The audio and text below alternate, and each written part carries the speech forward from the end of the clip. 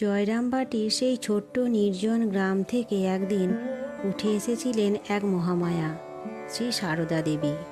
তিনি ছিলেন না কেবল একজন গৃহিণী, তিনি ছিলেন সমগ্র বিশ্বের মা। তার মাতৃস্নেহের কোনো সীমানা ছিল না, কোনো ভেদাভেদ ছিল না। ধনী দরিদ্র, পাপী পুণ্যবান, শিক্ষিত অশিক্ষিত, সবাই তার কাছে ছিল সমান স্নেহের সন্তান। মায়ের জীবনের এক অজানা কিন্তু গভীর সত্য হলো, তিনি কখনো কাউকে প্রত্যাখ্যান করেননি। একদিন এক চোর তাকে কাছে এসে আশ্রয় চাইলে সমাজ যেখানে তাকে তাড়িয়ে দিত, মা সেখানে তাকে নিজের সন্তান বলে গ্রহণ করেছিলেন। তার এই অমোঘ বাণী, আমি সবার মা, এই একটি বাক্যেই যেন লুকিয়ে আছে তার অসীম মাতৃশক্তির প্রকাশ। মায়ের কাছে সন্তান মানে শুধু জন্ম দেওয়া সন্তান নয়, সমগ্র মানব জাতি। তিনি বলতেন, যদি তুমি কাউকে ভালোবাসতে না পারো, তখন তাকে কষ্ট দিও না।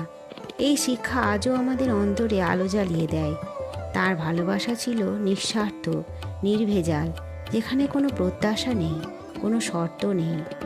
একবার এক ভক্ত মাকে জিজ্ঞেস করেছিলেন, মা, আমরা তো এত পাপ করি, তুমি কি আমাদের ক্ষমা করবে?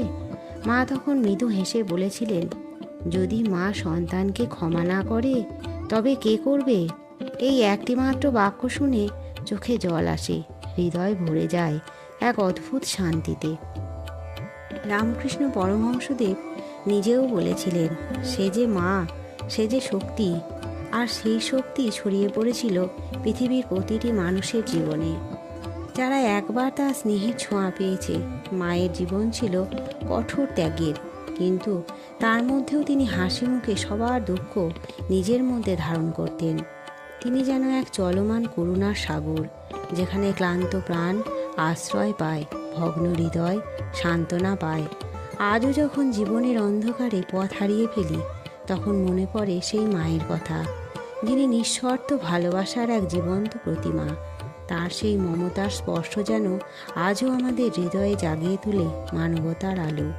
মা সারদা মাতৃশক্তি কোনো কল্পনা কাহিনী নয়, এটি এক বাস্তব অনুভব, যেখানে প্রতিটি মানুষ তার সন্তানের মতো আশ্রয় পায়, ভালোবাসা পায়, ক্ষমা পায়।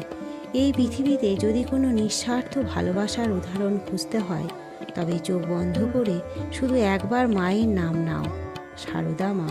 তখনই অনুভব করবে কেউ একজন নীরব তোমার মাথায় হাত রেখে বলছে, ভয় পেও না, আমি আছি। এই ভালোবাসা, এই মাতৃত্ব চিরন্তন, অক্ষয়, অমলিন। জয় মা, জয় জয় মা।